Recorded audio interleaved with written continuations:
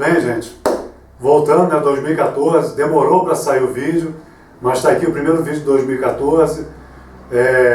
Desculpe, né, a demora, e obrigado você que aí esperou, e o pessoal que me cobrou, que também foi legal ter cobrado, porque enfim estou aqui fazendo, que eu citar até o Lennon Pontes, né, e ficou me cobrando ali direto. Está aqui, Lennon, o primeiro vídeo de 2014.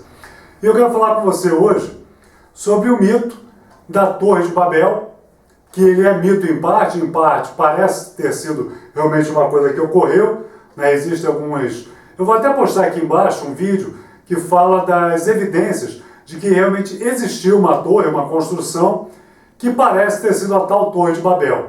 A parte do mito fica sem dúvida pela questão da diversidade de línguas que dizem ter surgido ali. Bom, vou botar o vídeo aqui embaixo, você dá uma olhada, espero que você tenha a mente aberta para ver o vídeo, né, que eu vou botar aqui embaixo, ver aquilo que você entende, que você compreende, e aquilo que você achar que não é muito certo, não quer dizer que por você não ter concordado com parte dele, todo vídeo seja inválido. Mas, bom, o que eu realmente quero falar acerca disso é o seguinte: nesse mito da Torre de Babel, o foco é o seguinte: os homens resolveram construir uma cidade, construir uma torre, e com essa torre eles queriam tocar o céu, eles queriam chegar lá em cima, tipo assim, eu vou chegar lá em cima e ou vou tocar Deus, ou eu vou ver Deus, ou eu vou ser Deus, porque afinal Deus mora no céu. E se eu chegar lá em cima, quem sabe eu vejo, ou quem sabe eu também me torne um Deus. Então a moral dessa história, né, de que Deus vendo aquilo diz: olha, não vamos deixar que o homem faça isso, vamos destruir essa torre, vamos confundir as línguas e vamos dispersar o homem por todos os cantos da terra, é porque o homem estava querendo ou ver Deus ou ser Deus através da tecnologia. Por que eu digo tecnologia? Porque a tecnologia naquela época eram os tijolos que eram feitos de barro, eram cozidos ou assados, né? E o betume, que era usado como argamassa, como cimento. Então eles iriam pondo um sobre o outro, e essa era a tecnologia, a engenharia da época, para poder elevar, para poder chegar até lá em cima e ou ver Deus, ou ser como Deus. O que eu vejo nesse mito e realmente me chama a atenção é que ele passa uma mensagem que através da tecnologia, que através dos nossos inventos, dos nossos experimentos, das nossas ferramentas, né, que nós temos aqui, nós não vamos encontrar Deus.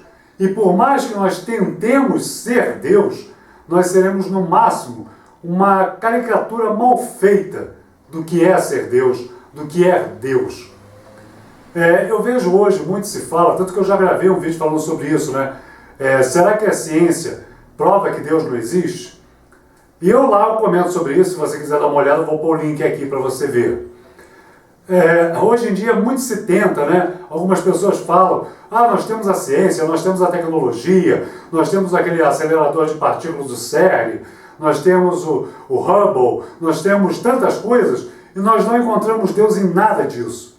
E é legal que já lá na Bíblia, um livro tão antigo, para muitos antiquado, se bem que existe uma diferença muito grande entre algo ser antigo e ser antiquado. Mas, e a prova disso é a atualidade desse texto hoje. Já lá, tanto tempo atrás, havia um exemplo de que através da tecnologia humana você não vai chegar em Deus. Você não vai alcançar Deus. Você não vai descobrir nem ver Deus. Se lembra do Yuri Gagarin, o primeiro cosmonauta russo, que ao circundar a Terra, né, naquela pequena espaçonave, aquela cápsula, ele disse que foi ao céu e não viu Deus? Pois é, não vai ver mesmo, não vai encontrar mesmo. A nossa tecnologia não nos vai levar a encontrar Deus. Também existe, né, aqueles recursos de mapeamento cerebral, de ressonância, de tomografia, que fica vendo que, conforme os seus pensamentos ou determinada coisa que você faz, qualquer coisa que se acende no seu cérebro, mostrando que aquela parte do cérebro foi ativada. E tem até um experimento, né, o capacete de Deus.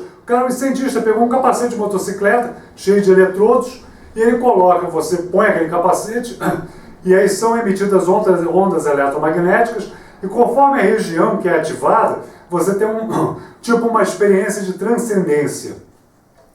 E aí diz, pô, a gente achou aqui a parte que é responsável por você acreditar em Deus. Eu diria que é apenas a parte que é ativada quando você pensa em Deus.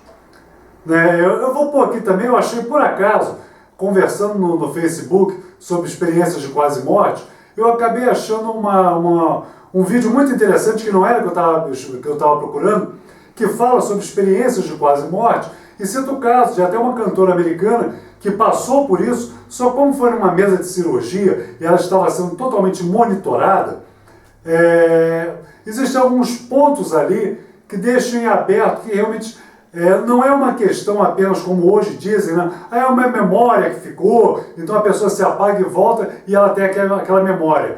Foi um caso bem interessante, bem diferente da maioria dos casos de experiências de quase morte que eu já vi.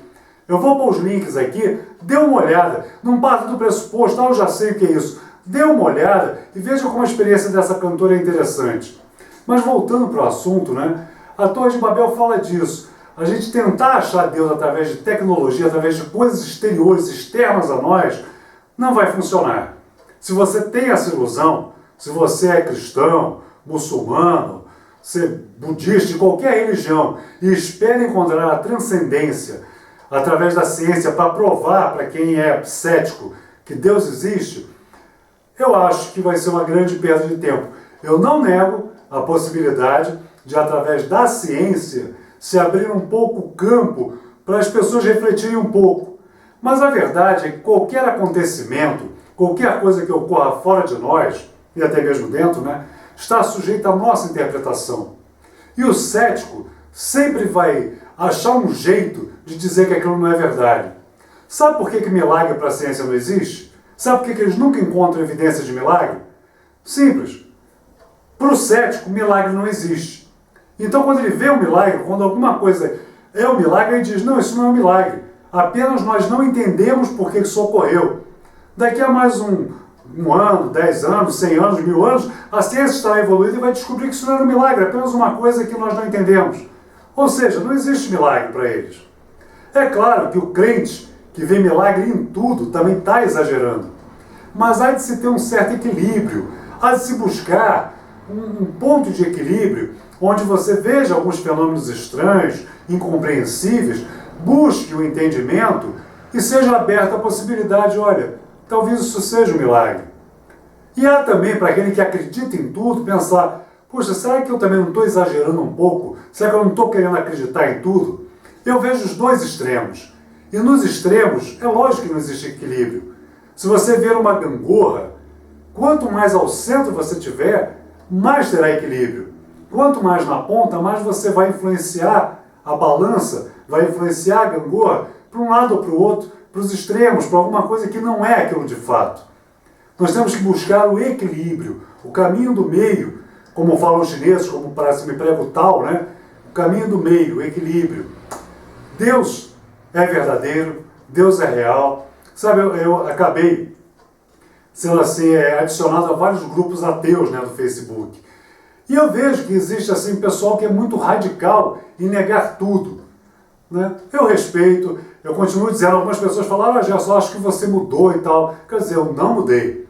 Eu quero reafirmar aqui claramente, o ateísmo é uma opção válida, deve ser respeitada. O ateu não é do diabo, o ateu não é satanista, o ateu não vai para o inferno por ser ateu, o ateu não é uma pessoa do mal, o ateu não come criancinha, salvo ele ser pedófilo, mas aí não é um problema do ateísmo, é um problema de um distúrbio mesmo, tá? Então é uma opção válida. Porém, eu não acredito que seja a melhor opção, eu não acredito que, por mais que digo, olha, ela é a verdade, e quando um ateu diz para mim que o ateísmo é a verdade, eu acho que ele está falando igual o testemunho de Jeová que diz que o testemunho de Jeová é verdade, o mormon que diz que só ele é a igreja verdadeira, o adventista que diz a mesma coisa, o católico radical, o evangélico radical, o muçulmano radical, qualquer um que diz, olha, isso aqui é verdade, a minha concepção de mundo é verdade, é um radical e é um fanático, está perdido. Tá, mas quando eu falava sobre isso, sobre esse ateísmo, eu acho que é uma opção. Eu só acho que às vezes radicaliza muito. Como as outras religiões e outras opções religiosas também radicalizam muito. Deus será encontrado de fato dentro de nós. Só que ele não está restrito aqui dentro, ele não é só subjetivo. Ele é, sem dúvida, muito objetivo. Olha, eu sempre digo, eu tenho experiências reais da intervenção de Deus na minha vida, da intervenção de Deus na vida de outras pessoas, da intervenção de Deus no meu meio ambiente.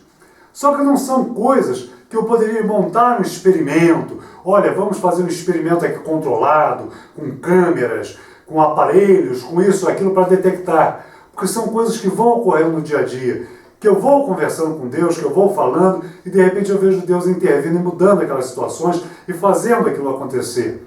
Ah, eu vi algum braço crescer? Não, não vi. Eu já vi algum cego de nascença enxergar porque alguém fez uma oração? Não, não vi. Mas eu vejo Deus cotidianamente ou quase cotidianamente intervindo na minha vida? Sim, eu vejo. Deus fala comigo, me dá umas broncas, me ensina coisas, age comigo como um pai age com um filho? Sim, ele age. Né? Mas são coisas que você tem que abrir o seu coração. Pessoas que vivem procurando evidências físicas, miraculosas, transbordantes, incríveis de Deus, normalmente perdem a fé. Mas pessoas que buscam Deus dentro de si e estabelecem um relacionamento filial de pai e filho com Deus, se encontram a Deus, conhecem Deus, experimentam a Deus, e a partir daquilo coisas começam a acontecer, coisas começam a transbordar. Mas não se esqueça, não é nos extremos, nem do ceticismo nem da fé. É no caminho do meio, no equilíbrio. Bom, esse é o primeiro vídeo de 2014, espero que vocês tenham gostado, e até o próximo. Por hoje é só, pessoal, é isso aí.